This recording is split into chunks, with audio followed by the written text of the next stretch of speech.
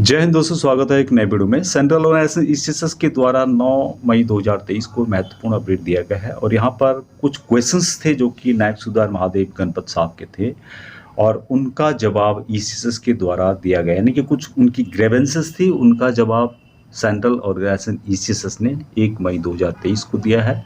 और यहाँ जो यहाँ पर बताया गया है, यहाँ जो आंसर्स दिए गए हैं उनके द्वारा बहुत ही महत्वपूर्ण है और सभी को जानना जरूरी है।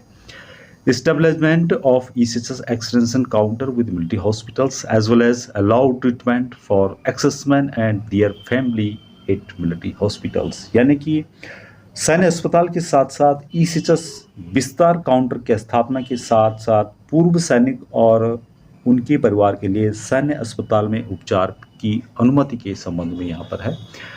24 मार्च 2023 को नायब सूबेदार साहब के द्वारा कुछ पर्सनल ग्रीवेंसेस थे जिनका जवाब यहाँ पे ईसीएसएस के द्वारा दिया गया है। यहाँ पे जो बताया गया है कि सबसे पहले है कि treatment in military hospital treatment के बारे में बताया गया कि military hospitals will provide treatment to the veterans, his spouse and children up to the age of 25 year, यानी कि जो मिलिट्री हॉस्पिटल्स है वहाँ भूतपूर्व सैनिक, उनकी पत्नी और 25 साल के बच्चों को इलाज प्रदान करता है।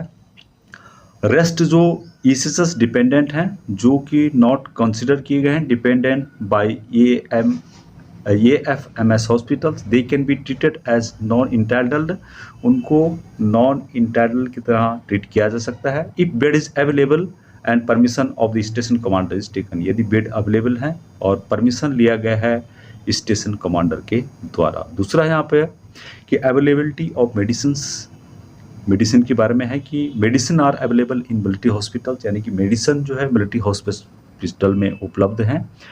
If they have an ECSS counter, यदि वहाँ पर एक ईसीएसएस एक्सटेंशन काउंटर है और they have to get it from polyclinic authorise, और वहाँ जो है जो पॉलीक्लिनिक है वहाँ से भी दवाई ले सकते हैं या फिर लोकल केमिस्ट या फिर अन्य के द्वारा दवाई ले सकते हैं। दोस्तों यहाँ पे नेक्स्ट है कि चेंज ऑफ रेफरल प्रोसीजर, यहाँ पे बताया कि referral rules can not be changed if they are above 75 years, they can go to the empanelled hospitals, यानी कि 75 साल से जो भी ऊपर के पूर्व सैनिक हैं तो वहाँ डायरेक्ट इम्पैनल्ड हॉस्पिटल में जा सकते हैं, उन्हें रेफरल की आवश्यकता नहीं है।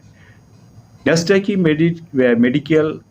Medicare facility, all veterans are completely covered by ECHS including their dependent beneficiaries as no other insurance scheme, it is capless and cashless।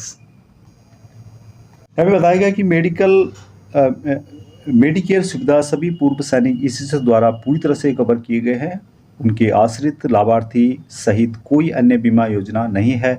यहाँ कैपलेस और कैशलेस सिस्टम है।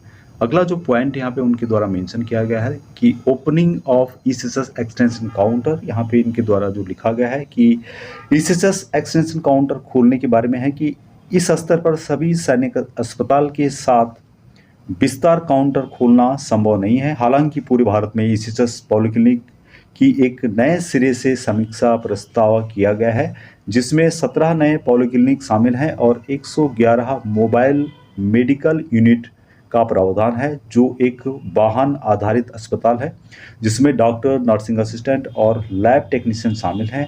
ईसीएसएस लाभार्थियों को चिकित्सा कवर प्रदान करेगा और ईसीएसएस योजना की जो पहुंच है उसका विस्तार करेगा ताकि दूर दराज के क्षेत्रों में भी उनके दरवाजे पर गुणवत्तापूर्वक स्वास्थ्य देखभाल प्रदान की जा सके। प्रस्ताव वर्तमान में एमओडी के पास विचाराधीन है, यहाँ पे इसके बारे में बताया गया है। तो ये जो महत्वपूर्ण अपडेट था जो कि 1 मई 2023 को दिया गया है और इसमें काफ़ी जो पूर्व सैनिक हैं जिनके कुछ क्वेश्चंस होते हैं इस तरह के, उनका यहाँ पे जवाब दिया गया है कि जो ट्रीटमेंट है मेडिकल हॉस्पिटल में वहाँ पूर्व सैनिक, उनके डिपेंडेंट और पत्नी के लिए उपलब्ध है। साथ में यहाँ पे जो भी क्वेश्चंस थे नायब सूबेदार साहब के, उनका यहाँ पे जवाब दिया गया है जो कि सभी के लिए अवेलेबल है। तो ये थी जानकारी, आज के लिए इतना ही। जय हिंद।